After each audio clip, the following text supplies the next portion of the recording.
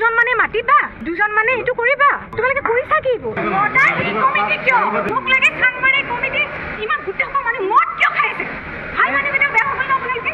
যিকেইটা আপোনালোকে নাই খোৱা সেইকেইটা একে শাৰীতে পৰিল ন? তিনিজন মদাহী মানুহক ষ্টেজত উঠাই দিলে, মাইক্ৰফোন অফ কৰা হৈ গ'ল। কি চিষ্টেম এইবোৰ? কিহৰ কাৰণে ষ্টেজত মাতি দিলে? অপমান কৰিবলৈ। তেওঁ গৈছিল নেকি ষ্টেজলৈকে? তোমালোকে মাতি চাই কিয় ষ্টেজলৈকে?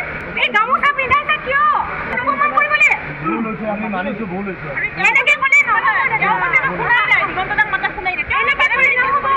এতিয়া সীমান্ত ঠাকুৰীয়াক বিচাৰি আছো, আমি গোটেই ৰাইজে বিচাৰি আছো যাতে ৰাজহুৱাকে ক্ষমা এটা খোজে। তেওঁ নাই কিন্তু পলালে। বাকী কমিটিখিনি কোনোবা ভালো আছে দেই, তেওঁলোকে কৈছে আৰু যে আমি অন বিহেভ অফ হেৰি আৰু চানমাৰি বিহু কমিটি। তেওঁ কৈছে এইবিলাক ভাল মানুহ কমিটিৰ, কিন্তু তেওঁ নিশ্চয় ভাল হ'ব পাৰে। এতিয়া মদ্যপান কৰি পেলাই তেওঁ গম নাপায় চাগে, হুঁচতে নাই।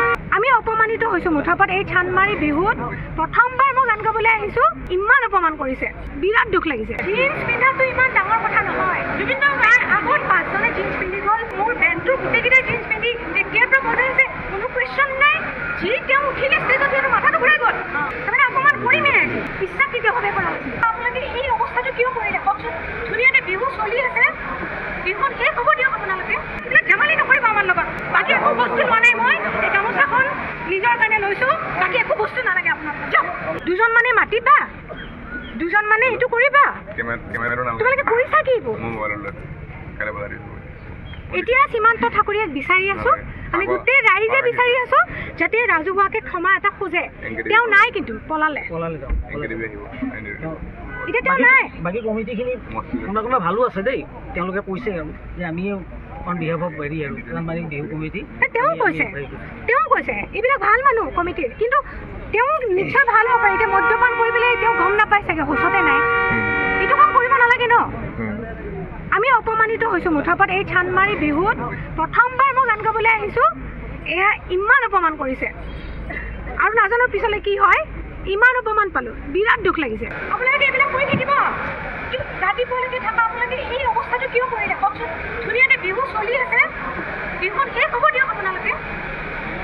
ধুনীয়াকৈ অতিথি চাব আহিছে, বহি আছে, কিহৰ কাৰণে ষ্টেজত মাতি দিলে? অপমান কৰিবলৈ। তেওঁ গৈছিল নেকি ষ্টেজলৈকে? মোৰ দাদা আহিছে, মোৰ স্বামী আহিছে, মোৰ বান্ধৱী আহিছে, মোৰ চব আছে, মোৰ ফেমিলি আহিছে। কি মোৰ মানুহ নাহিব নেকি? তোমালোকে মাতি চাই কিয় ষ্টেজলৈকে? এই গামোচা পিন্ধাইছা কিয়? তাৰপিছত অপমান কৰিবলৈ। আমি মানিছো ভুল হৈছে। এনেকে ক'লে জীৱনটোৱে বাৰে বাৰেতো কৈছিলে জিন্স পিন্ধাটো ইমান ডাঙৰ কথা নহয়। বিভিন্ন তাৰ আগত 5জনে জিন্স পিন্ধি গ'ল, তাৰ মোৰ বেণ্ডটো গোটেইকেইটাই জিন্স পিন্ধি তেতিয়াৰ পৰা বজাইছে, কোনো কুৱেশ্যন নাই।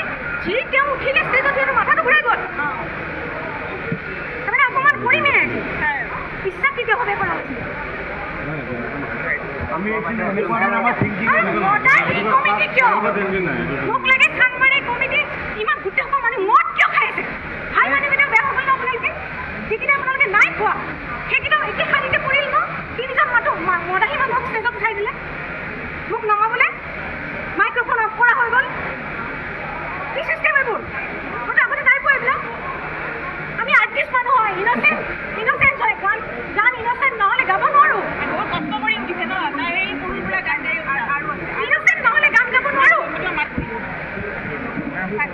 এইবিলাক ধেমালি নকৰিব আমাৰ লগত।